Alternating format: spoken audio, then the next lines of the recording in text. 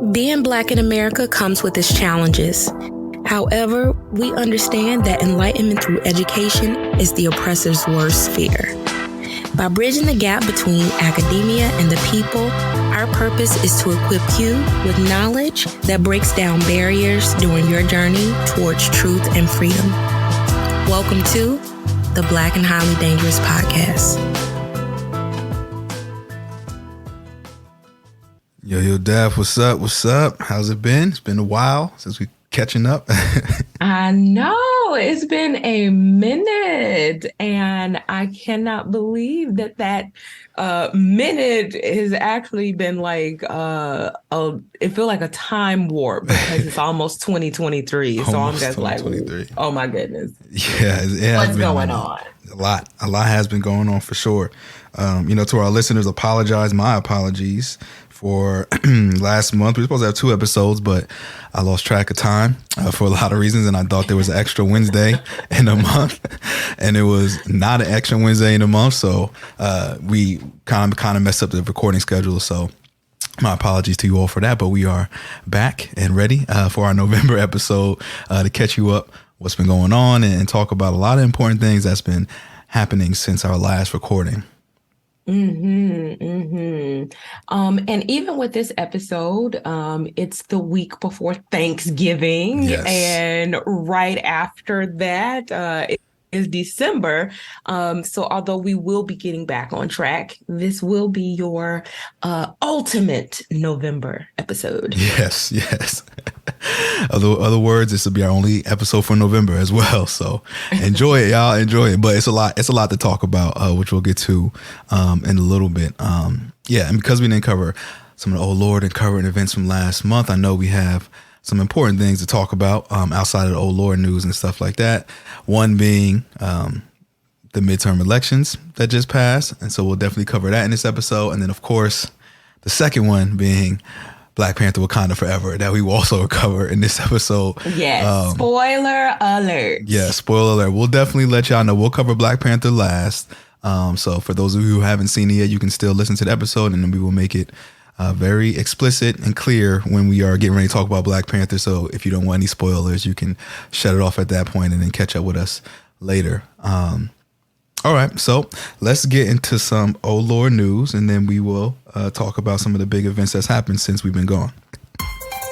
Hello, and welcome to BHD News, where we give you the most current and eye-opening Lord news of the week. Join us as we present news that'll make you want to say,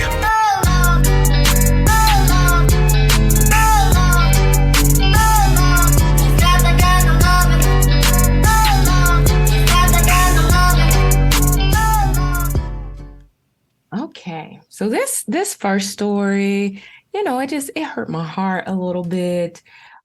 So coming off the heels of what seemed to be like quite a few Democratic victories in the midterm elections, we received a big Lord announcement related to a major Democratic promise, and that is student loan forgiveness. Yes. What a blow that's been, for sure. And I think I'll tie this into something we'll talk about a little later when we talk about the midterm elections, why I think that's very important for a lot of reasons, but definitely a blow and disappointment. I know it's not over yet, but we ain't want to hear that. Not at all. Yes, especially because a lot of people were expecting that, as they were going to start the new year with a clean slate before the Texas judge struck down the Biden loan forgiveness plan. And, no kudos to those 2 people who actually filed the lawsuit, both of which received paycheck protection loans that were forgiven. Listen, everybody, they all got to enjoy the PPP loans, and us regular folks out here just trying to make it, they want to deny that. Yeah, it's unfortunate. Hopefully the Biden administration, well, not hopefully, they must and they need to see this through. Like they have to, for a lot of reasons, but definitely looking at 2024, like we said time and time again, Dav, Democrats got to come through on these promises. They got to come through because we know Republicans come through on theirs. And so it's time. It's time. You did it. Now you need to, of course, you're going to get the resistance because Republicans ain't going to play fair at all, which I just never understand. Like, why? Why are y'all so against just helping people out? Why? Does it make y'all so mad? I don't get. Yeah, I don't either. But yeah, I'm pretty sure we'll get into that because it has a lot of implications. And I when we talk about the midterms, I got some stuff to say about like the timing of this, but we gonna hold that for a second. Yeah. All right. Okay. So we mentioned that Thanksgiving is coming up. So this next oh Lord news story, gonna hurt your heart and hurt your pockets because those beans, greens, potatoes, tomatoes, lambs, hams, all that stuff that Shirley Caesar said in her famous viral video, it's been subject to inflation. Yeah. So there was a recent report that came out that talked about how Thanksgiving dinner will be way more costly because of recent inflation reports. So there has been a 21% annual increase in all foods. And when we look at things like butter and margarine, up 32%. Flour and flour mixes that you might use to make your breads or your dressings or your cornbread, up 24%. Frozen pastry and bakery products, up 20%. Canned fruits, for instance, like if you do canned cranberry sauce, up 18%. Uncooked poultry, including turkey, up 17%, and frozen veggies, up 16%. Yeah, inflation has been kicking people's butts, man. Especially, like I said, the groceries important. And so, yeah, I didn't even really, think about that. Thanksgiving, a big holiday surrounded by food. And, it's going to probably stretch people's budgets a little further now with these inflation prices. And so, I wonder if people are going to have smaller gatherings or folks going to be like, hey, y'all come and eat, but everybody need to chip in a little bit for these groceries, for this labor that's about to be put in. Because, yesterday's price is not today's price. It's not today's price. I mean, hopefully everybody can cook and maybe Thanksgiving can become like potluck. You just got to make sure that like you assign the right people to the right dishes. Like some people might need to bring the paper plates, something. Yeah, bring the drink. Some people can just handle that. You're right about that. And it's a more affordable doing it that way. So, hey, we're in inflation. I know this is probably not what folks are used to, but to save everyone and to be fair and not stress anyone's pockets out too much, I feel like that would be a good approach. Or at least if you're not going to cook, buy the ingredients for one of your favorite dishes that someone else would cook for you. That can also be helpful. Oh, that's a good strategy because I think about how many times I have made baked macaroni and cheese. That dish is expensive.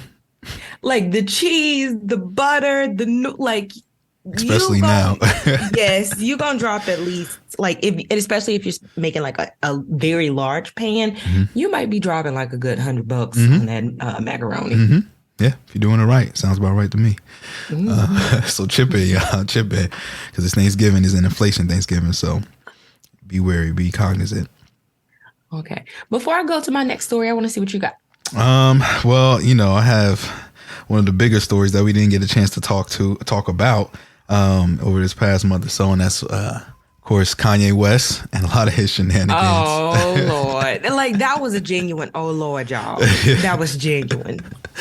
It's for those of you who don't know, but I'm sure everyone knows by this point that Kanye has been in the news for a lot of different reasons. And he kind of has been on this like hate speech tour over the past few weeks. And I think we already know that Kanye has been egotistical for a lot of reasons for a long time now. And I think this is just a whole new level where he continued always his destructive banter against the black community several times, and then has also moved that to the Jewish community.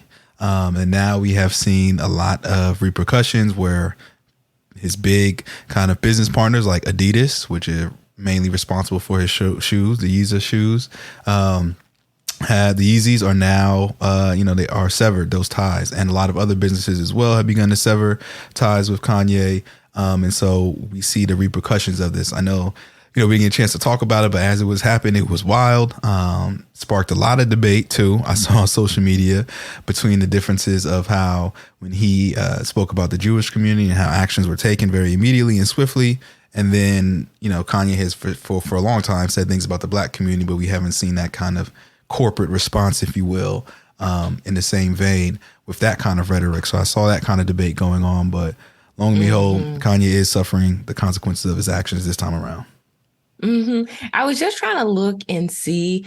I could have sworn I saw a video of Kanye saying something about how he could even talk about Jewish people without consequences. Did he sat down the Drink Champs podcast, with Nori.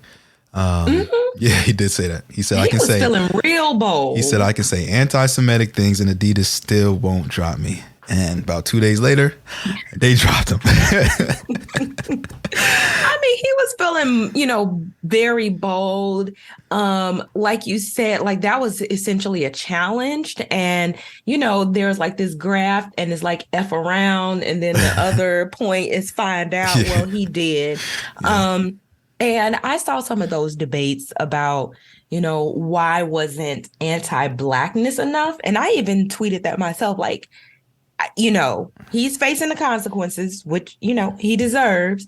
Anti-Blackness should have been enough. Mm-hmm. And, I saw a lot of the debates essentially blaming the Black community for why Kanye wasn't canceled over his anti-Blackness. Y'all was still supporting him. Not everybody. Mm-hmm. I'm pretty sure you and me, Terrell, we were very vocal about we don't mess with Kanye no more. And when I tell you Kanye was my favorite rapper, I can still probably recite every single lyric. He had an album that came out just about every major moment that I needed it, from graduation to 808s and heartbreaks after a bad breakup, Yeah. And I was just I'm not listening. I'm not supporting. I'm not streaming this anymore. And I cut it off. It was nothing. I can live without his songs. And I know lots of people who were like that. Just say you didn't care. Don't say Black people overall didn't. Yeah. Just say that. Yeah, I agree. I think a part of it, when I thought about too, I think the differences are, one is in-group, out-group kind of thing. It's Kanye is a Black person. And so I think with that, a lot, and like you said, a lot of us have a strong connection to Kanye, especially the kind of the first half of his career, and where he seemed to be on the side of Black folks and his music. Everybody, changed the game, and everybody really enjoyed. And so, and I think it's also on one vein, everybody understands that Kanye just really needs help. And so I think there is a sympathy part of it versus yes, with the Jewish community, Kanye's not Jewish, right? And so when he says something, the response is going to be different than if maybe someone from their own community were to say something that was inaccurate, incorrect, or et cetera. Just like within the Black community, if somebody Jewish or white, whoever says something about us, is going to be no considerations of, keeping those ties and those connections. We're severing everything, and that's it. So I think you are right. You and I, we both were not. And I know a few others who are not supportive of Kanye, but then I still I listen to Joe Budden podcast, I listen to Charlamagne the God, and they still Joe Budden always says he doesn't mess with Kanye, et cetera, but he still listens to Kanye's music. And when Kanye drops a new album out, he still kind of promotes it and talks about it on his podcast. And Charlamagne always talks about Kanye's shoes and how comfortable they are, and how he still wants to wear them even though Kanye's doing all this stuff, right? So I think there is this within our community, folks who are not really cutting him off, right? Because he makes rather good content creatively, good shoes in the fashion world, and so they can't sever those ties. Even the same conversations we hear about someone like R. Kelly, right? The atrocities that he's committed, and then there are still people but I still want to play that song at a wedding or at a family function. So it's this real challenge, I would say, in our community for everyone to just get on the same page and be you know what? This person is doing way more harm than good, and we need to collectively take action. hmm that in-group out-group is a really good point. I also have to say, what, people have kind of come around with the R. Kelly thing. So I went to homecoming last month, Hmm. and there were we had different class reunion parties. Everybody on the dance floor. Oh, we having a good time. We having a good time. Record scratch after they put R. Kelly on. Like everybody just left the dance floor. Like, oh no, no. It was hilarious. I didn't expect that. Yeah. Although I will say it was actually more of the in group that was like, mm-mm. Yeah. And the out group, they were still like they didn't know. They hadn't got the memo that nah, we don't do this no more. Yeah. Yeah. I think we'll see that in a lot of settings, in group, out group, and a different understanding of what's going on. So yeah, this Kanye thing, I don't know. We've said it time and time again. I know people like to say mental health. I don't like to always say that about Kanye. He definitely needs help, but I think it kind of also stigmatizes people who also have mental health issues, who are not out here being anti-Semitic and hateful, and dealing with it in different ways. I feel like that shit, like Kanye is a very smart person and he knows what he's doing. And I think those kind of actions shouldn't be acceptable. And I think these consequences are definitely warranted. And I don't feel bad one bit because he felt like he was untouchable. One bit. He really did think he was untouchable. And I like your point about, the mental, health aspect and always trying to blame really horrible things and connect it to mental health issues. And that's just, it's stigmatizing potentially to people who do have mental health issues and don't live like this and say those types of things at all. So I think we need to be careful about not stigmatizing certain mental health conditions. And they do it with mass shootings as well, right? And it's just like they never even, most of the time, even with mass shootings, they never even say what the mental health issue is, right? They were just he exhibited certain things. It wasn't like a diagnosis. It wasn't anything specific. And I think that's the scary thing too, is you're making it real general and broad. And so that anytime anyone says they have a mental illness or dealing with mental health issues, people are automatically going to assume the worst. And I think in this day and age, we are just further stigmatizing this group, where again, a majority of people who are dealing with mental illness are not trying to shoot up schools, are not trying to be anti-Semitic and racist. It's just not the case. And I think we just need to continue to remind ourselves that when we hear this rhetoric being spun around, because it's just not true. Not true at all. Okay. And I guess before I'll kick it back to you for some news, I guess, because it's still similar on the music vein. I know there's a lot of controversies again, because, Drake and 21 Savage came out with their song called her album called Her Loss. And, I didn't actually listen to it, but I saw the excerpts, and, Drake got some heat because he was coming again at Meg Thee Stallion, and, kind of pissed off a lot of people, particularly black women. And of course, yes. Meg, she spoke up about it as well, saying, and it's the same thing. I know Lizzo takes a lot of flack as well. I think Kanye said something about Lizzo not too long ago too.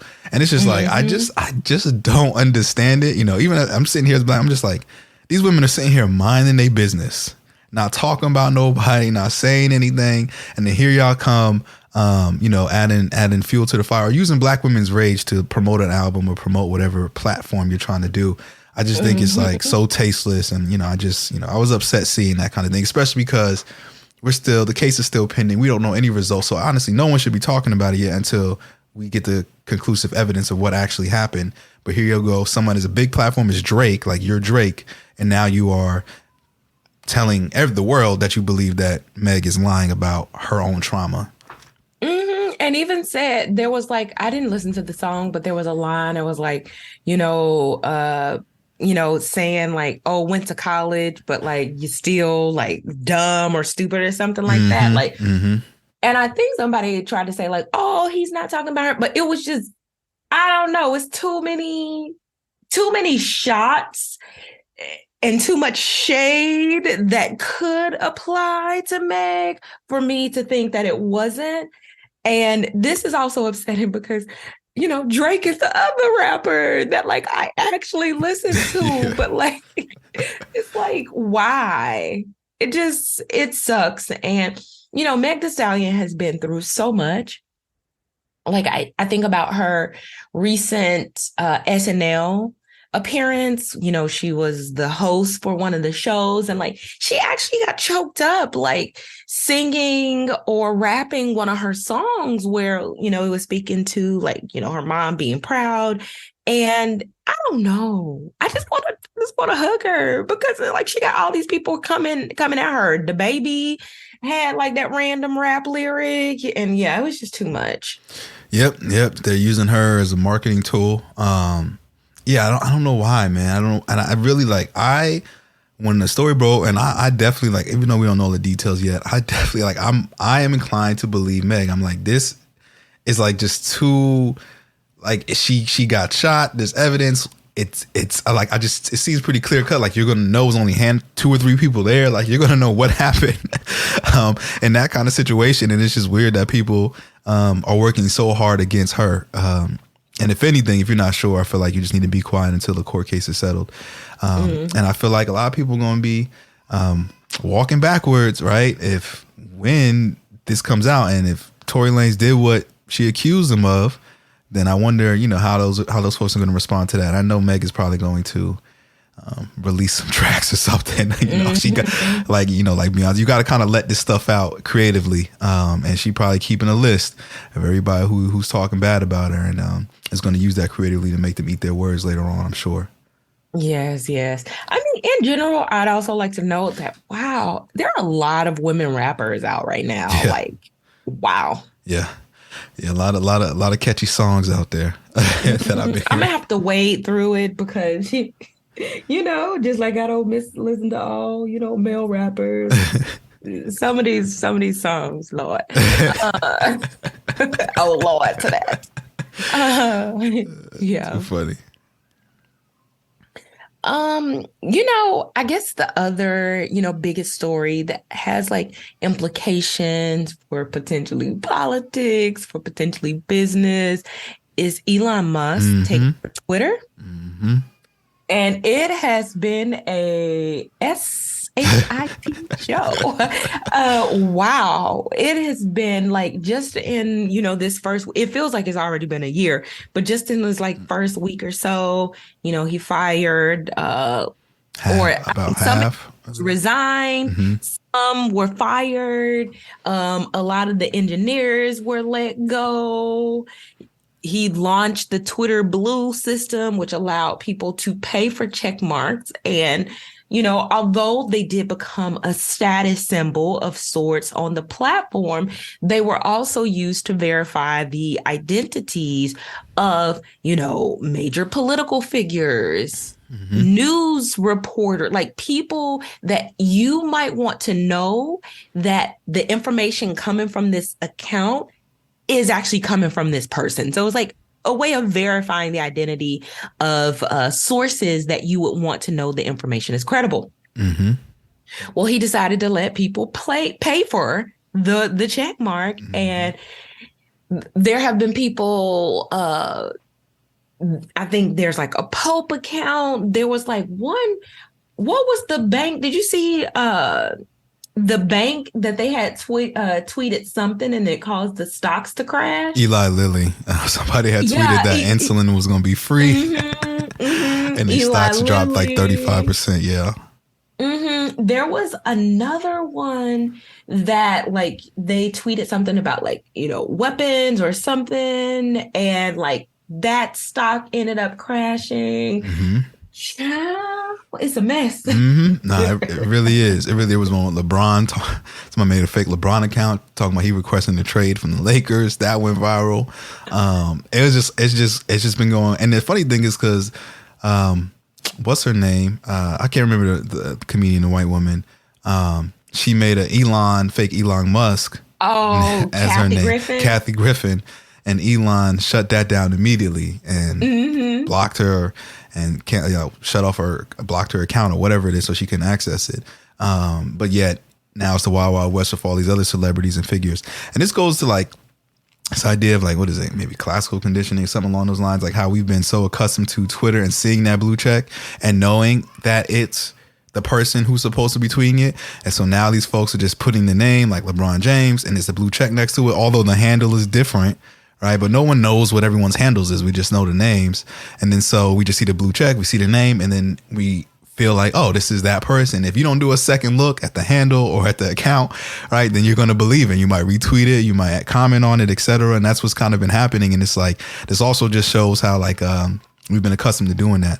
I think we're on, I don't know what Elon is planning to do with Twitter. And it definitely wasn't a good business move because it was extremely like overvalued. It has not bringing in any money for like 10 years. The stock has been stagnant. So I just don't know. I think this might be the beginnings of the death of Twitter that we are witnessing, just like we are seeing the death of Facebook as well at the same time. Because Facebook, I think Meta is about to get ready and do a bunch of layoffs. The company that besides Eli Lilly, the company whose stock took a crash was Lockheed Martin. After somebody tweeted, "We will begin halting all weapon sales to Saudi Arabia, Israel, and the United States until further investigation into their record of human rights abuses." That did not come from Lockheed Martin, but wow! Like you look at the like graph of the stock, it's just like wow. Yeah, that's wild. That's wild for a lot of reasons. So yeah, here we are. I don't know. I know I see folks saying if they're going to continue to use it anymore. I think it's also. I mean, I haven't been that active like I normally am.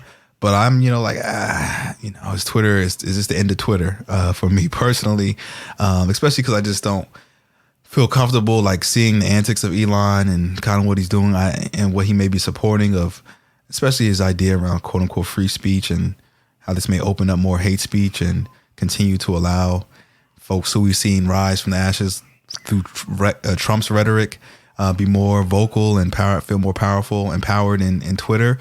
It's like, I don't know if I continue to support or put money in or, give any kind of attention to someone who is leaning in that direction. So I'm going to carefully watch him. And that comes to be true, then Twitter will not be, a space that I will be on any longer. Yeah, I think everyone's looking for the what's next space.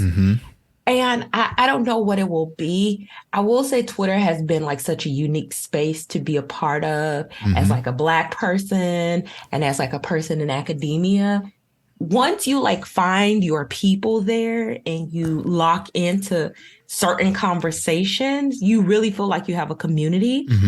Over the pandemic I had a Twitter for like years and years, but it wasn't until the pandemic and like the isolation I was feeling, being in Peoria that I actually started using it more often. And, I just really felt like I had a community. So in certain ways, it's like mourning that a little bit. And I think that's why like people are like, you see people holding on, like somebody referenced the Titanic, the end of the Titanic, when, the person who was playing the violin, so calmly as like everyone's running around and trying to save themselves. And like they knew the ship was going down, but they were like, I'm gonna be right here and I'm gonna play this music. And that's kind of how I think a lot of people have been feeling, like they know the ship is going down. But it's like, damn. Yeah. Yeah, agreed. I don't think it's a ship that folks want to leave, like you said, for all the reasons you just mentioned. So I don't know. This is what happened. This is America, capitalism, folks get in charge, and now he's going to push his agenda. So we'll see. I think, at one point I was like, maybe I'll get a Tesla as my next car in a couple years. I'm like, I ain't getting no Tesla. I can't support this man. No, I'll wait for Apple. Apple, I know they're coming out with a line of electric cars, I think, starting in 2024. So I'll see what they're presenting, and then maybe I'll go in that direction. Yeah, I was just telling somebody that in the future we'll probably get some type of hybrid, and it definitely will not be Tesla. Yeah. And it, especially the way when you see these gas prices and how much, control, all that stuff, and people's like, and it's just better for the environment. It's the way. I mean, we're going to be that way in the next few years anywhere. I think it's going to be, all kind of incentives for folks to get it.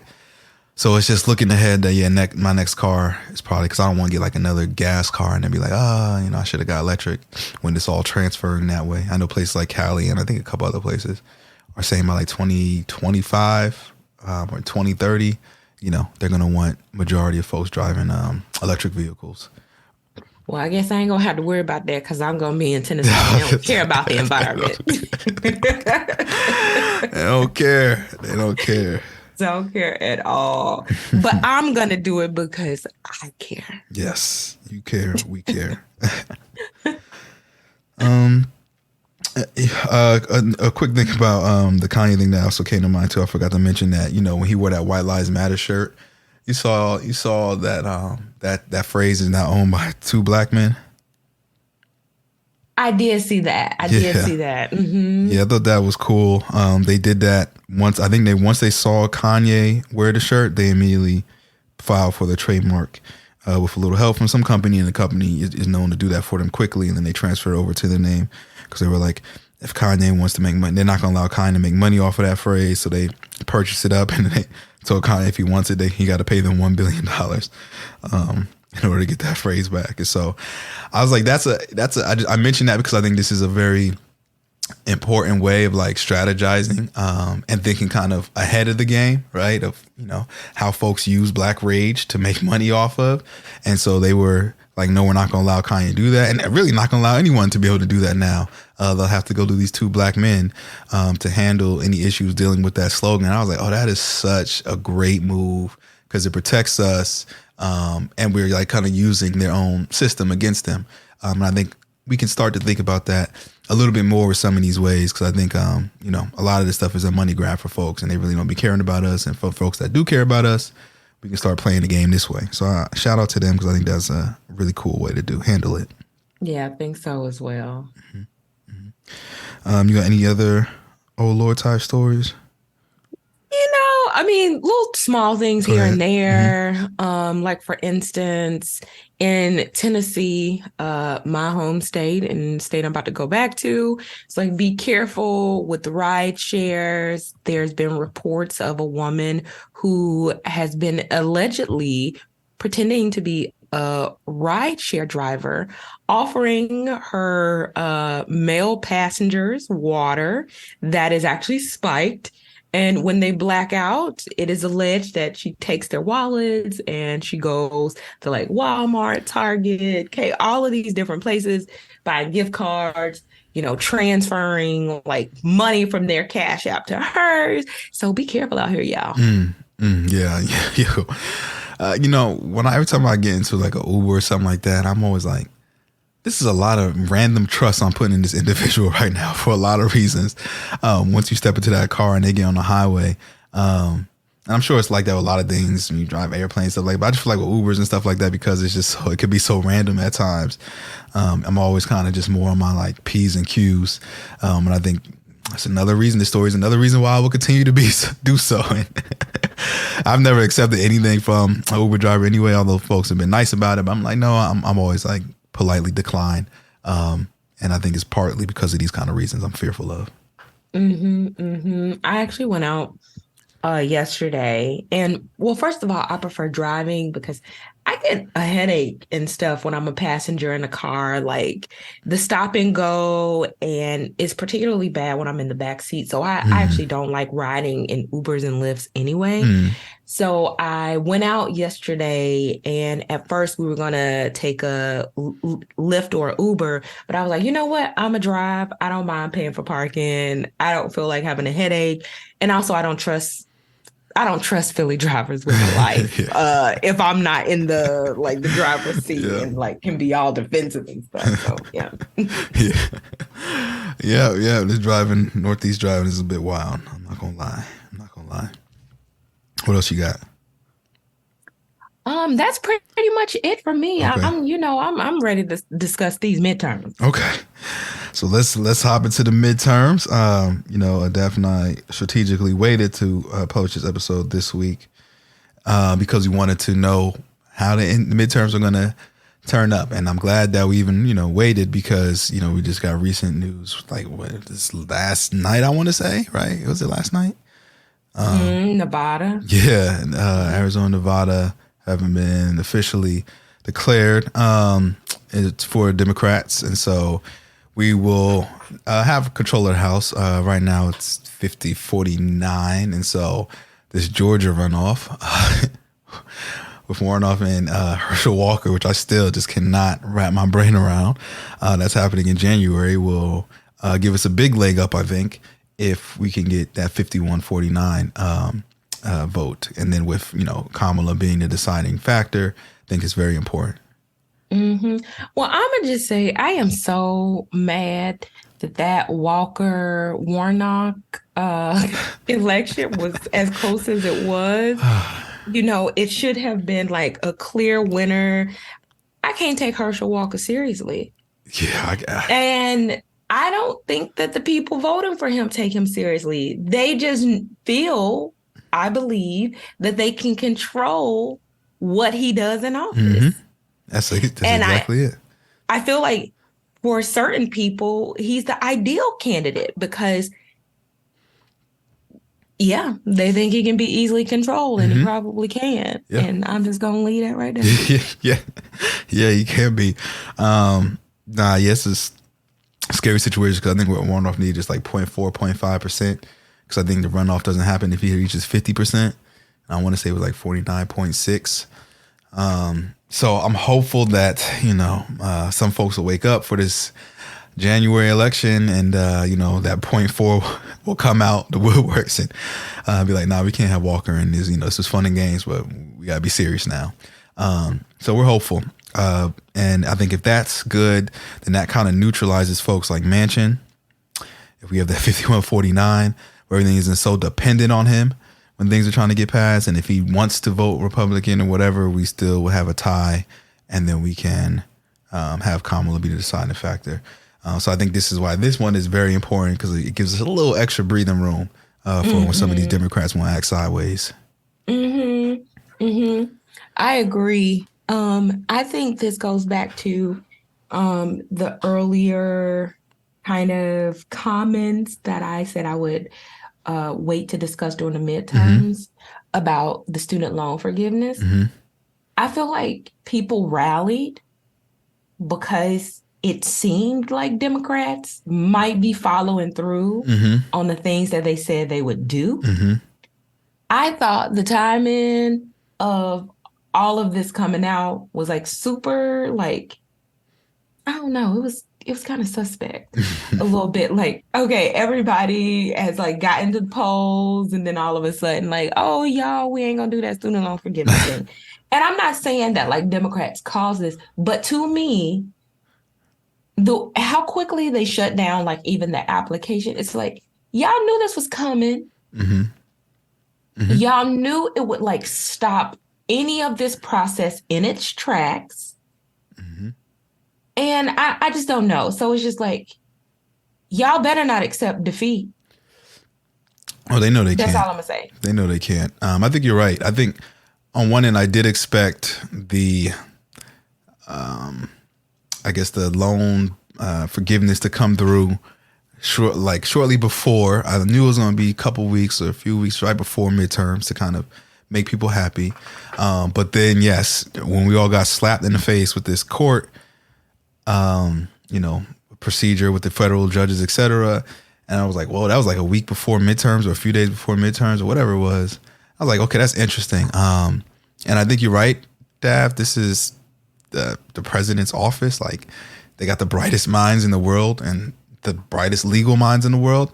And I know they've been working on this for a long time and proposing this.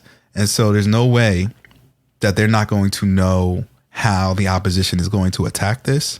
And so I think that's probably a part of the reason, because they probably knew, okay, if we announce this and get it out there now, and once it gets started, Republicans are going to probably file X, Y, and Z motions. It's probably going to take X, Y, and Z days. And then now we have this conversation and another talking point right before the midterms to say, hey, look what the Republicans are doing. We want to push this, et cetera, et cetera. But it may be something they knew that wasn't going to happen. And it could have been long and drawn out if they did it 2-3 months ago. It maybe not had excited people or motivated people as much to go, because they were either excited to get the loans or upset And so I think the emotional kind of impact happened too close to the midterms. You're right. And so I think that swayed a lot into the Democrats' favor. Agreed. And I think that also goes to the point, because when I was looking at it, I was like, okay, you and I both have discussed this, and mostly everybody I talked to were like, man, I think Democrats about to get, kind of mollywopped in this midterm election. And for it to be close and for them to essentially still retain the Senate and almost, I mean, it's close with the House as well, but the Republicans probably take that. So that kind of red wave that was expected didn't happen. So I was very curious to see like what were the exit polls saying, and pretty much everyone voted similarly that how we would expect. But it seemed like the deciding factor, which I've seen on multiple sites, and I know NPR was one that stood out to me in particular, was that 18 to 29-year-old group, pretty much the youngest, demographic eligible to vote, heavily swayed in the Democrats' favor. And I think that's what seemed to push the Democrats over the edge in a lot of these swing states, is that group in particular. And so I think that's important for a lot of reasons. One, I think that says a lot about our future, that the young folks are heavily leaning Democratic. But two, I think the Republicans are going to also have to rethink their strategy, because when they were doing all this, I'm like, y'all are pissing off too many people. You're talking about abortion rights. Now you're stopping student loan forgiveness, right? Environment things you don't care about. I'm like, what things do we hear coming out the Republican Party that make us feel like, okay, at least we get some benefits from that. Okay, that makes sense. Or some people are going to be helped. It's just like deny, hurt, with them essentially being the minority, right? Conservative wise, like in number wise. I'm just like, you're making too many people upset. And I think we see that consequence now with that 18 to 29-year-old group, where it's like they're seeing it's like, no way I'm going to vote for you because you've done nothing good for me in my age group or where I'm at in my life at all. Yeah, agreed. I think I saw a report that the 18 to 29 vote essentially canceled out the boomer vote, like the older vote, because of just how much they came in. So it was like, I think I saw the graph. It was like the under 30 was like +3, and the over whatever age, it was the older generation, was like -3. But it was like essentially they canceled each other out. Okay. And that they were highlighting that to show like potentially how powerful that group is, and why in the future, like Democrats will not be able to win elections without that demographic. For sure. It's for both parties. I think we're going to see some unique conversations come up in these next couple years. Because I think Republicans are thinking, like, going back to the drawbell. Okay, what did we do wrong? Which we all know what they did wrong. But I think they're going to be walking some of these things back, because I think it'll be a similar thing if they keep just pissing too many people off going to 2024. And no one's going to want you because all we feel is kind of suffering. Every decision you all make, we just never feel any kind of happiness. And I think just especially when you're young, you haven't experienced that much life yet. That's kind of what you're viewing is like, who's making me happy? Who's making decisions that make me feel good or are going to help me out my future or where I'm at? And I just can't see that feeling coming out from the Republican Party at all. And so, what does worry me is that they say that this is probably going to also push Biden to run again in 2024. They said that past presidents who've had horrible midterm turnouts have still went on and won. They kind of use that as a gauge to see if they're going to run again.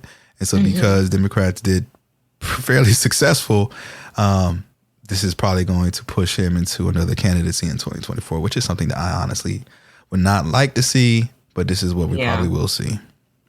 Yeah, it's a no for me. Yeah. And then didn't he low-key, he was like, I would only do it once. He had made that before. He made that kind of statements before, at least alluded to that. And so, but now I don't see it. And I just feel like his faculties aren't all the way there. The older age is catching up to him.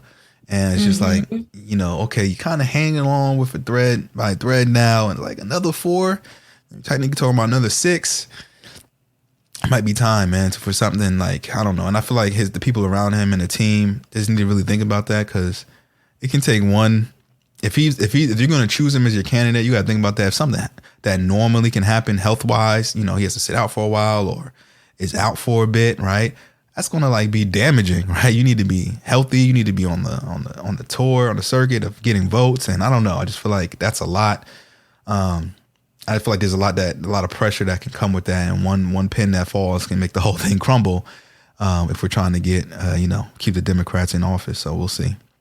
Mm-hmm. It makes me think about some of the conversation that was happening just before the midterms about John Fetterman, who is in Pennsylvania, and he had a stroke during early campaigning, and he actually had to sit out, I think, for a month or two.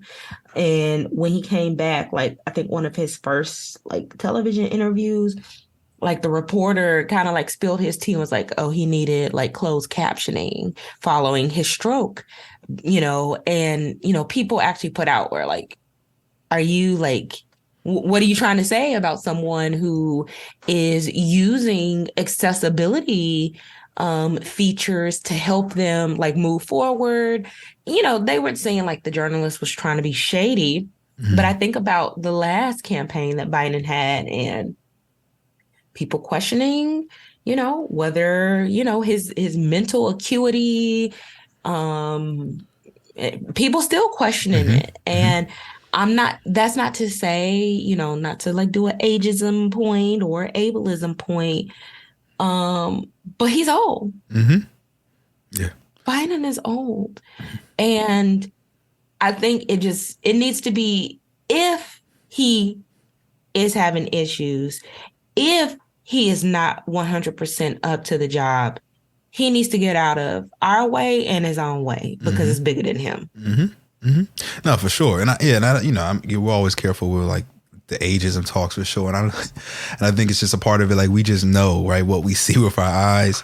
Because I know there are tons of elderly folk that I've seen, particularly, and we know this to be true a lot in the Black community, who are up there in age, but still functioning like they 50, right? And they could be 75. And I know for example, Kristen's grandfather, he's 94, 95 years old. This man still be driving, still doing everything he need to do, live by himself, take care of himself, right? So we just see the differences of folks who are just, functioning at a kind of higher rate and where they need to be kind of normally. And then we see someone like Biden, who just seems, during the speeches, during the conversation, when asked questions, that it seems to be the demand just seems to be catching up to him. And especially in this day and age where everything is recorded, social media, everything is put out, every comment, every statement, every video. I think the party just needs to be careful of that and make sure that he's in the best of health if they're going to make that call and push him to the forefront of the party, because things can happen and things are more likely to happen the older you get, and what kind of ramifications can that have if that does happen. So, it's just risky, right? At this point, it's just risky. It's risky. And it seems like it's about the potential glory of one person. I think when it comes to politics, I don't like the cult of personality thing, to where something can only be successful because of this one person, or even thinking about Obama as a figure. I don't think the success of a party should ride on one person. I feel like we should have a bunch of players that are willing to step up, on deck, like baseball. We should have a bunch of players on deck ready to, help us make it to the next inning. Yeah, for sure. You like that. The World Series did just happen. You like that little, Yeah, I see you. The sports metaphors. I tried. But that's how it is, right? One player can't win the game. So you're completely right. It takes a team, no matter what sport we kind of watch, probably outside of tennis. It takes a team to kind of get you to where you need to be. So yeah, I'm in agreement that it shouldn't be that way. And we'll see. We'll see where the future holds in these next couple of years. But at least, we got out the midterms without too much of a beat down. Shout out to Stacey Abrams as well. It's important to mention. She made the race for governor, essentially is the reason why Biden is in office right now. Took her shot. did not win, unfortunately. You know, we all were pulling for her. That was one race it's probably the only governor race I was really looking at outside of what was going on with the Senate and things like that, and largely in Congress. And so, yeah, I was sad to hear that she didn't win. But, you know, she's a fighter. We all know this is not the last we will see of Stacey Abrams. Her profile is too big to just disappear in any way. And I know she's going to be a part of somebody's team doing something. And I want to see somebody like Stacey at the presidential level anyway. But I know governor is a big step in that direction. So I know why she would want that. Yeah. You know, we support you, Stacey. We got your back. Yeah. Even though Georgia did not. Yes, Georgia. And Georgia, a wild state. The fact that Herschel Walker is like potentially in running, I just still like no Stacey and almost Herschel's. It's wild. I wonder if Republicans are going to try to adopt that in these kind of states that are swinging largely because of black votes. Are they going to continue to try to put up folks like Herschel Walker in the top to kind of split those black votes? Yeah, and that's what I was thinking. Like, that was very purposeful. But it's like, why, if you're going to put up a black person, why you got to be a clown? Like, at least put up a serious one. Herschel Walker is unserious. And this is why I think we're going to see more of this, because they're like, oh, wow, we got this far with this black person, you know, versus like somebody with a little more sense and intellect. Now, what if we put somebody that's actually more reasonable or can, you know, be more articulate or just have more sense? What would that look like? And if they had someone like that, it probably would have beat Warnoff, to be honest. I think there's still a bunch of folks who are like, nah, you know, Walker's is too much, which I think is why it's split like that, but it's too close for what we're seeing. So I think this is going to add fuel to the fire where Republicans are trying these kind of tactics more. Agreed. To steal some of that black vote. So just please, y'all, be conscious and see the game being played, because once they get someone like Herschel in, they ain't going to care about y'all. Herschel ain't going to care about y'all. He's going to keep doing what they tell him to do, as Daphne already mentioned. So we need to see this and stay far away from it or fight against it, if anything. Okay. Anything else? Midterm? Let me look at my list. No, just happy that Dr. Oz didn't win. Happy that Fetterman won. And, you know, let's see what's going to happen in January. Yeah. January, we'll keep our eyes on that, and I'm sure we will update you all on that. Okay. Well, I guess now we can move over to Black Panther, Wakanda Forever. So, as we said in the beginning of the episode, for those of you who have not seen it yet, please feel free to pause and come back to this and finish the episode after you've seen it. For those of you who've seen it and want to hear our take and our response and takeaways, you know, hang on, because we'll get into that now. So let's talk about it, Dav. Black Panther, Wakanda Forever. I was very, very excited to see this movie. It's funny because Chris and I, you know, we don't have no babysitters or nothing like that. All the grandparents live in Georgia, so they know hell. So we was like, man, how we gonna see this movie? So we just said, you know what, we gotta go individually. So I went Thursday night, you know, when the babies and the family would sleep at like 11 p.m. Got home like 2 a.m. And then once we dropped Maya off to school Friday morning, and Kristen, I held the baby, and then Kristen went at like 8:30 in the morning on Friday. So we couldn't go together, but we still made sure like we can't miss this. We gotta go. And so we were able to see it, which I was very, very happy I did. I really enjoyed that movie. Yeah, that's nice. That's a nice approach, because you also saw it like close enough, you know, together in time sequence to where you can still discuss it. And it's like you're not waiting too long to like get your takes off. And like, you know, we also went Thursday. I remember when it used to be that when the movies came out on Thursday, it was always like a very late showing. Here, they had like a 4 p.m. Yeah, my brother went to like a 3:30 show out here in Jersey. So yeah.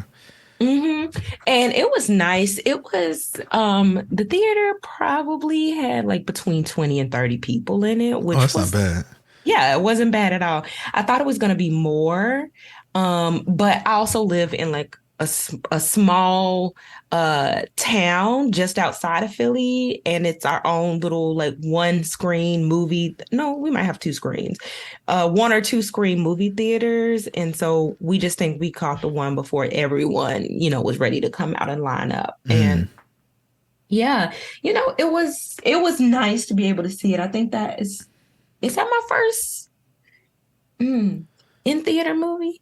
I think that might be my first, maybe my second time going to the movies since the start of the pandemic. Yeah, it's been a while. The last movie I saw was the other Marvel movie, Doctor Strange, which I was like, I could have stayed home for that one.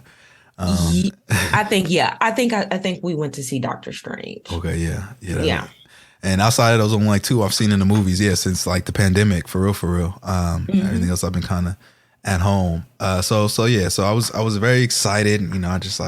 I just have to see it, especially because we know the unfortunate passing of Chadwick, and our forever Black Panther. And I was just really curious, one, to see how they were going to, tie that into the film, in which I think they did a wonderful job. And I was like, wow, like the start of the movie, they went right into it. Oh yeah, they did not wait. They did not wait. Did not wait. And I like the play on how it was a sickness that she was trying to cure, but they didn't have the cure for, right? Because it was cancer. And so that is something, it ties into that cancer, right? What we see with cancer as well as a whole anyway in this country, when it comes like, this is a real thing. People die from it. There's no cure for it. And so like people are fighting endlessly to find that cure. And you saw Shuri trying to fight and help her brother, but really couldn't find the answers in the time that he had left. And so, I think that was a good way of just like tying his untimely death, making sure it was like a sickness instead of like, because I was like, are they going to say he was on some kind of mission and something happened tragically? But they stayed true to what kind of happened in real life with him. And I think that was a clever way of just tying it in. Yeah, I think it also made the movie just like have a nice, coherent and cohesive like storyline, particularly because it really centered Shuri, and given like how important it was for her to like, try to find something to cure her, but like her entire identity is like this very innovative and like clever scientist. And so like her inability to find the cure for him and how that plays into her arc over the course of the movie was really good and interesting. Yeah. And that would not have worked if he was like killed in a mission. Oh yeah. Yeah, you're right. I mean, that was the whole thing. I've seen a lot of tweets talking about, hey, y'all, if y'all haven't dealt with grief, you want to trigger warning before you see this movie, if you're dealing with things similarly, because I think that's why you're right. That's why they started it like that in the beginning, because that was core to like her character development and story throughout the whole movie, of her inability to really deal with the grief at times, and kind of ignore it or be busy with other things and focus on other things when, everyone's telling her, hey, you need the space to kind of deal with this, because, that is important. That is a big hit and big loss to your life. And you can't just move on like nothing happened, which I think a lot of people do, right? In real life, when it comes to grief, is something tragic happens, and the next day you try to be up and moving like nothing happens. And eventually, it's going to catch up to you. And I kind of like how they made it seem like, I think a lot of it's particularly in our community too, how things can come out. If you don't deal with things, it can come out as anger and rage, and because you're not dealing with that trauma. And I think that's just like a central theme, I think, a lot in the Black community, is that some things get misrepresented when we see those behaviors. I'm like, oh, why that person angry? Why they doing those things? Whether it's like just young guys I work with and violence in the community, to just people when they try to have the stereotype of angry Black women, whatever. Sometimes it stems from these things that we just don't have the time or the resources to deal with because of the life and the society we live in. It also doesn't give us time to have the space to do and handle grief with the way we need to, because she didn't really either, because here comes Namor when she was hanging out with her mom, and here's this new issue presenting itself. What's interesting is, so John and I actually went out to eat after we saw the movie, and we made it through dinner, and I was still reflecting, and I just like said to him, I was like, you know what? I was not prepared for the emotions that movie like conjured up in me. And I think because I I haven't dealt with a close death recently. It was like, I think about the scene where the Dora Milaje was carrying T'Challa's, casket.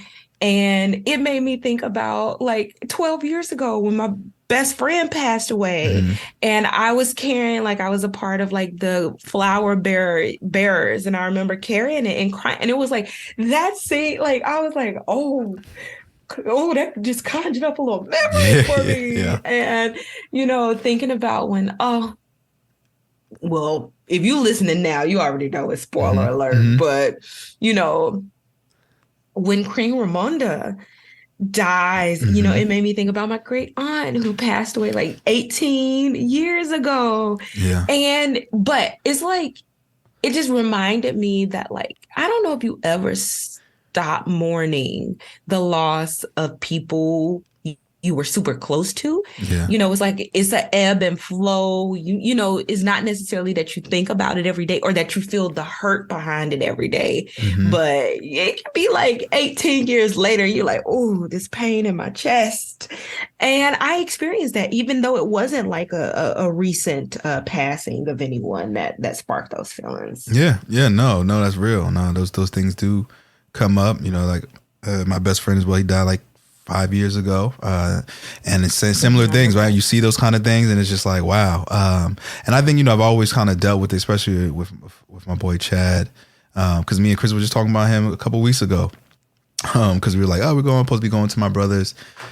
He's having a bachelor party in February, going to Vegas. He's like, oh, you gonna room with anybody? I was like, nah, I ain't gonna room with nobody. I'm gonna just get my own hotel room, and because all his boys are gone. But I was like, see, this is the time with me and Chad. Like, he's like one of the only people that I would room with, because he was just like that. My guy, in so many different ways, where like we just connected, never had no issues, and we just, we were meant to be best friends. And so I'm always just, every time I think of Chad, I always remember, like, at least I always say I'm grateful for the experience that I had with him and the time that he was in my life.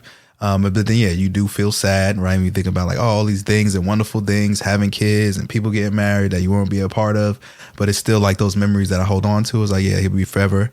My right hand, my best man, even though he couldn't be in the wedding. So I think, seeing things like that, like you said, it does conjure up those kind of things, especially if anyone who's suffered that kind of loss, whether it's family, whether it's close friends, again, which is, not for people in our age group, is something that we really don't experience yet, right? Like our parents are still, for the most part, fortunately, but just talking about normally, right? Parents are typically still alive, and most of your friends should still be alive. And so I think, sometimes we could forget, because especially, like I said, in our age, we're still in the hustle and bustle of life. And it's good to sometimes just reflect and be like, you know what, that's, I'm sad, but I'm still glad at the same time that I actually were able to experience that. Super tangent, but actually losing, my best friend at, such an early age, that's why I cherish all of these years, and it just gives you like a love for life. And even like a purpose, like, okay, how am I going to channel these emotions and move forward in a purposeful manner. Yeah. And that made me think about like the scene when Killmonger shows up, not expecting that. And so, like, you think about like the ancestral plane and like the people who are watching over you, or, that you're connecting with. And the conversation like that she had with him is like, how are you going to channel what you're feeling? And of course, he's the ancestor of vengeance, and bitter, like he gonna get his. He's like, burn that down. That's what he was like. But I thought it was interesting that he was brought back in that capacity, and in a way that is like, okay, he's still important and central. He just wasn't just like a throwaway character. He is a part of this universe and a part of Wakanda forever. Oh yeah, for sure. I think that was a good. I was expecting the surprise, because Marvel movies always have one kind of surprise in each movie that they don't show in the previews. And so when it was him, I was like, okay, because I knew it was gonna be something. I knew when that scene, because the way they were approaching it and the slow move to the front, And she thought it was her mom. Okay, this is clearly not her mom. Who will it be? And it was him. I was like, oh, okay. And you're right. I think it is clever. I think now I want to say this is just like the little comic book insights is that I think they will bring back Killmonger in the last one, the next one, whenever that comes out a few years from now, because they're setting it up because what's her name? Nikita. She's in Haiti, and in the comic books, Killmonger gets brought back to life a couple times, and it's through like this Haitian voodoo kind of mastermind guy who lives in Haiti, and she's the one that helps bring him back to life for several reasons, because she kind of defects from Wakanda at some point. This was happening in the comic books, and so I think they were subtly setting that up with her being in Haiti. And then that kind of space, and her people like, oh, you haven't been around for 5-6 years, and you know what's going on, even though it was because of the son that we found out at the very end. I think that might be a possibility that his character might come back for some reason in the near future, but we'll see. Speaking of that, the little tea that they spilled in the end with baby T'Challa, although he ain't a baby no more. I was not expecting that. Yeah, that was a surprise for me. Yeah, that was a big surprise.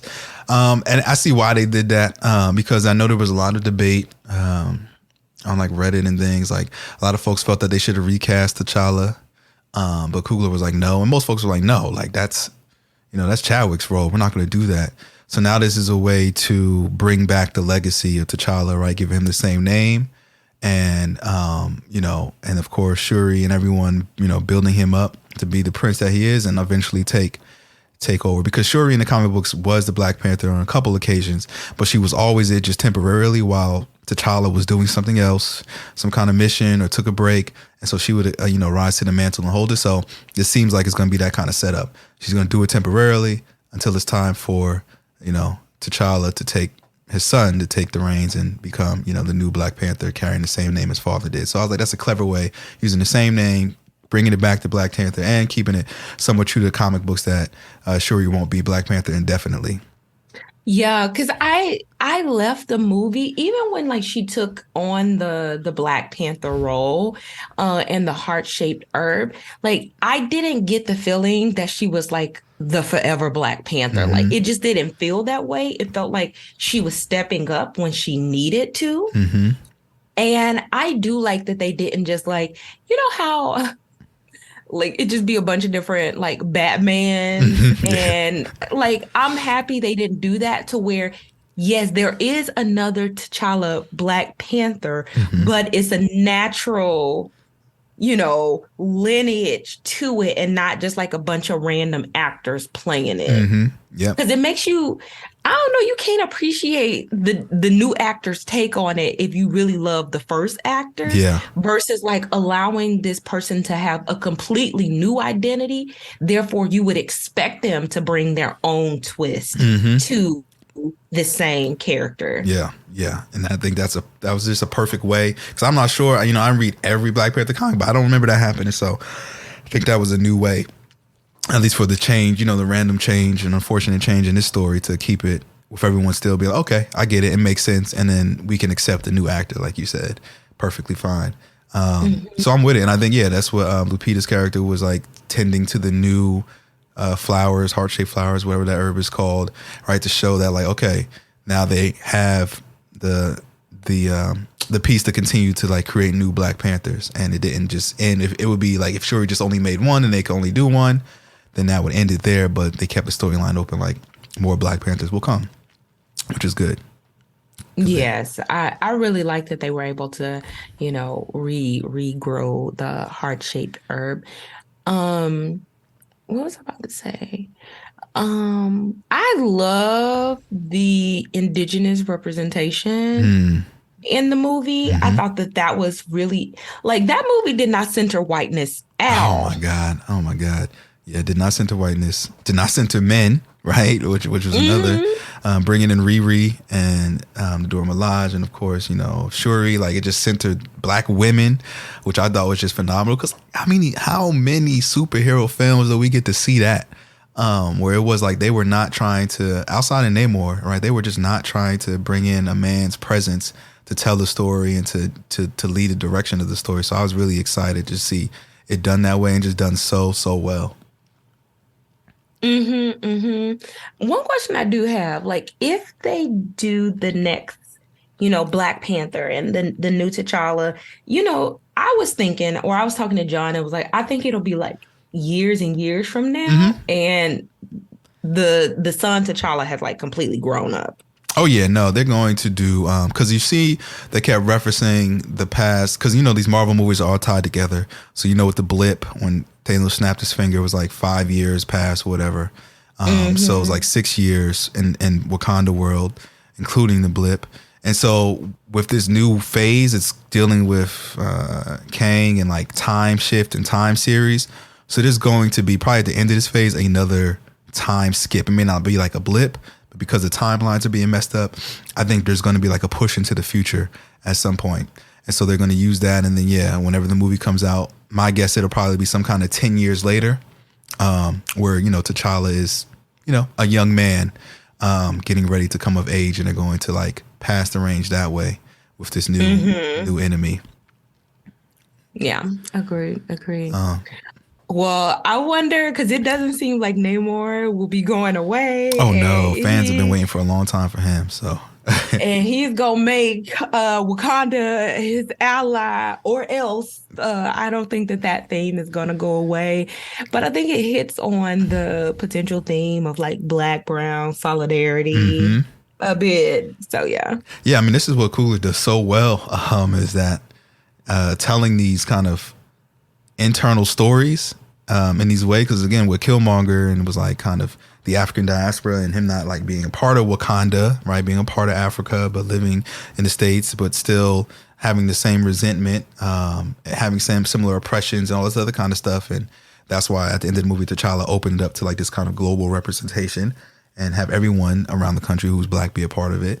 And so that was like kind of the internal struggles, and now it's like another struggle like between these conversations between the Black and brown communities, right, and us experiencing similar oppressions, and then not all the time unifying in the best ways we need to, because I think it really tied together, because we knew Namor was very, like in the comics, I don't read much about him, for what I read about him is that he was very much like for my people and that's it, and I don't care who gets in my way. So he's kind of like an anti-hero, if you will, and so but seeing in that scene when he came back on the beach, he saw the slave, was like, okay, now I see where this is going. And they did a clever job at tying it all together and, making some good points. He's pretty radical in his ways, but you can see why, right? Why he's going to protect his people at all costs, because he knows what will come and what has come. Being alive for so long, essentially at the hands of white folks and white supremacy, they never care about his people. And that's why at the end of the movie, he was like, they'll see.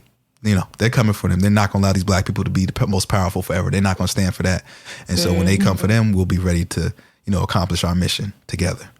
I did like look up a little bit more of the background on this particular Marvel character and learned that this was a very deliberate choice by Coogler and other decision makers on the film, because in the original comics, Namor was white presenting and from Atlantis.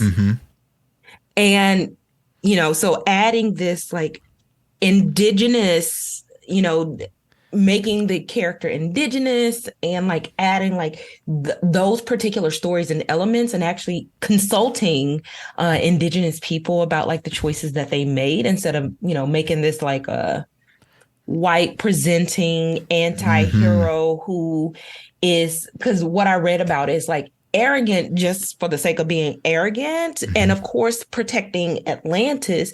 But when you bring in the themes of like, slavery and, colonial rule and like I am this way for a very good reason and not just because. Yeah, and it's just like interesting because like in this world of Wakanda, Wakanda's never really experienced that form of oppression in this world, right?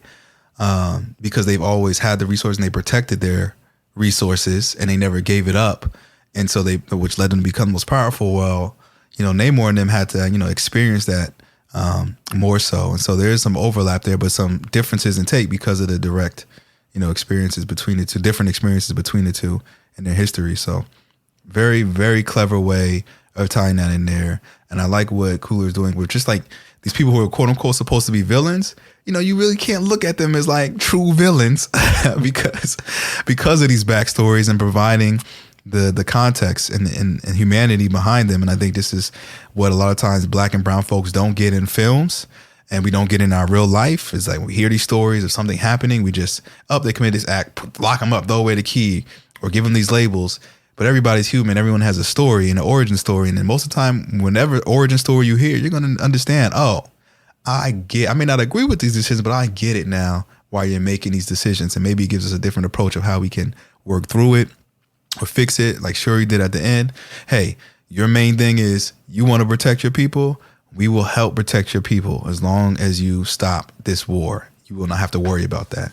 Right. And so because that history, and because Shuri went down there with him and learned about that, she was able to offer a different approach instead of just being chaos and more blood being shed for something that we can find a simpler agreement. Yeah. I love that she was like, look, we are not finna harm Riri. Yeah. We're going to have to figure out something else. Yeah. Shout out to Riri. I was really glad to see her character in there, and there was a lot of expectations and excitement for that. And Riri, the funny thing about that, she's a fairly new Marvel character. I want to say only about 6 or 7 years they introduced her into her comics.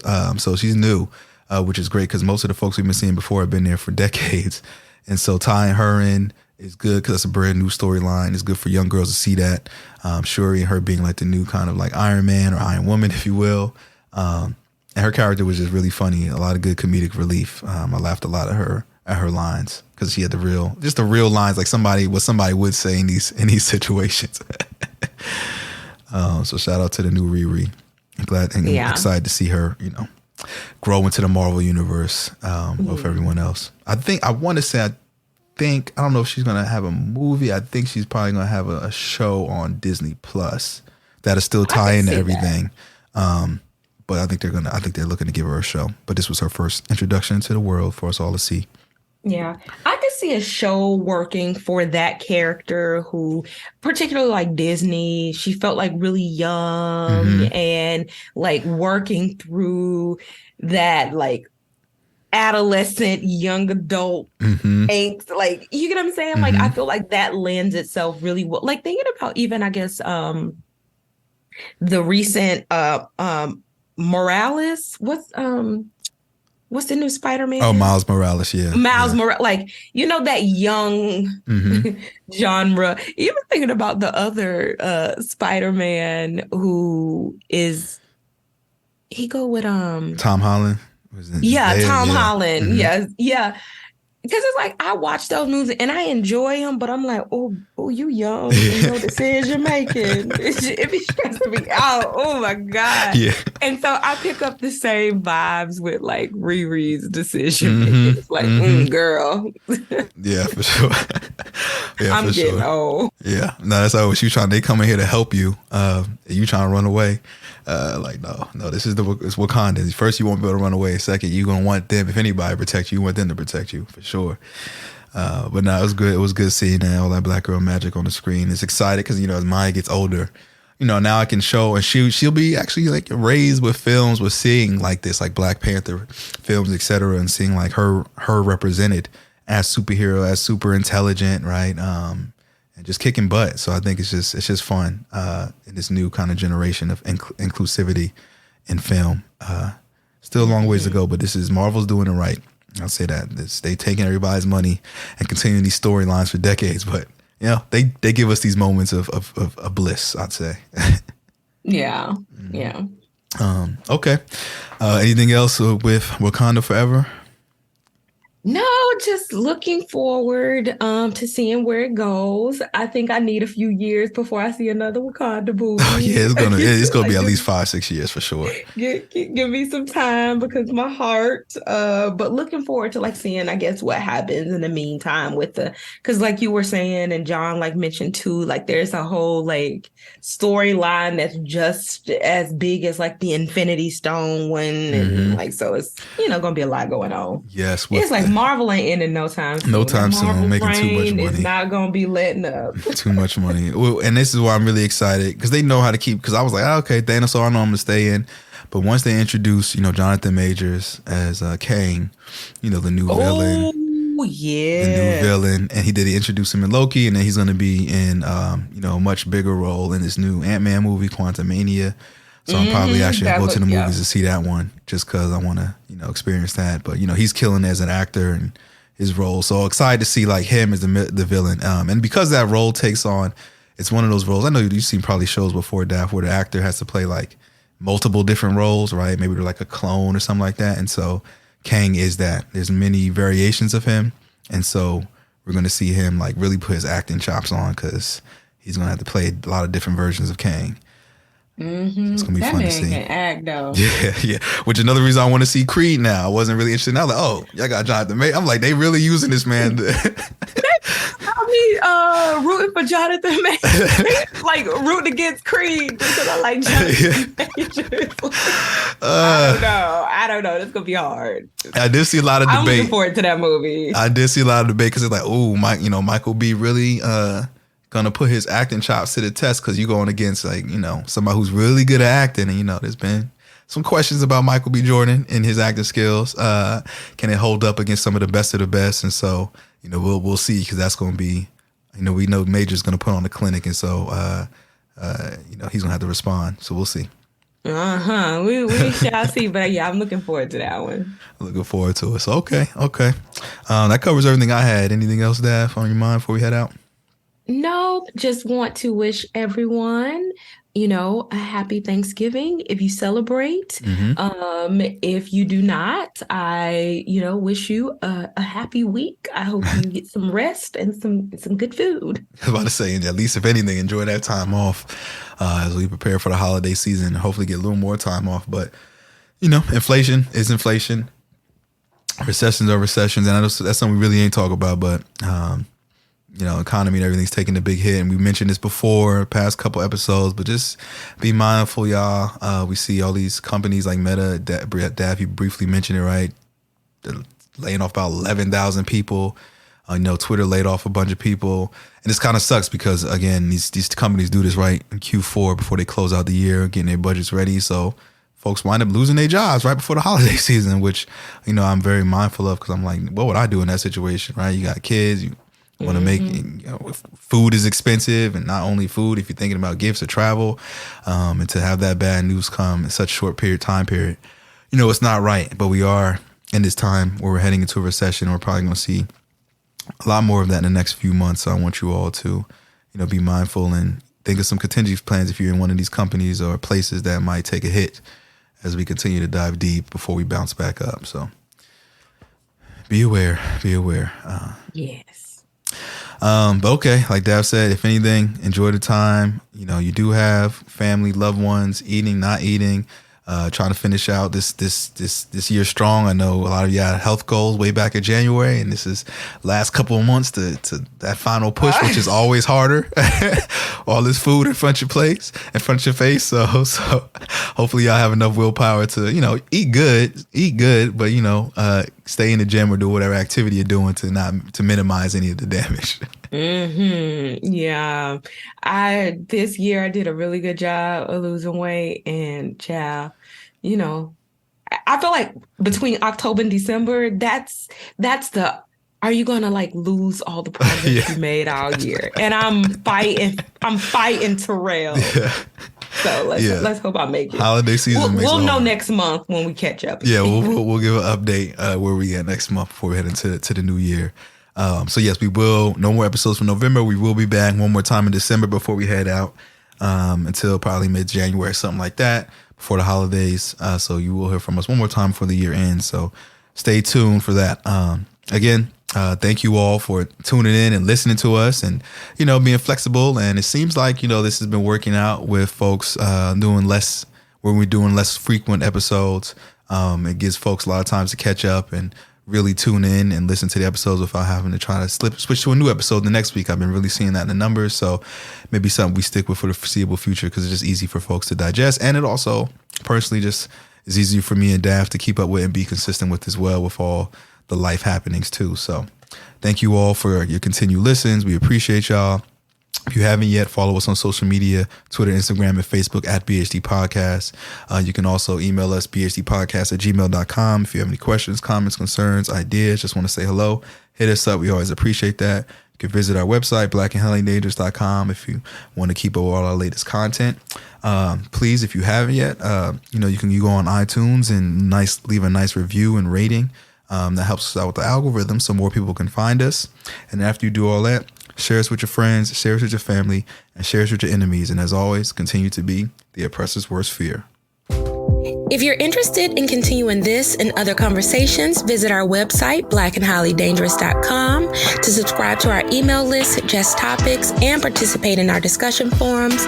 Follow us on Twitter, Instagram, and Facebook at BHD Podcast. And please don't forget to subscribe and rate our podcast on your favorite platform. And as always, continue to be the oppressor's worst fear.